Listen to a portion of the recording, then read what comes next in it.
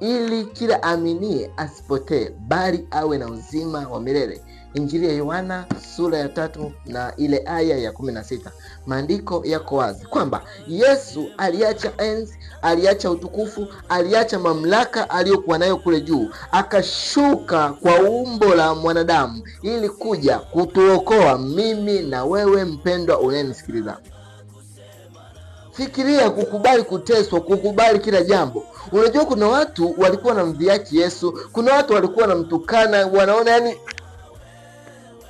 lakini Yesu alivumilia vyote ili aweze kumwokoa mtu mmoja anayenisikiliza muda huu. Wanadamu tulistahili sote tuingie katika jehanamu kwa sababu maovu yalizidi. Watu wamechafuka, lakini Yesu Kristo akasema acha nitolewe kafara, acha niwe kafara kwa ajili ya hawa wanadamu. Kwa hiyo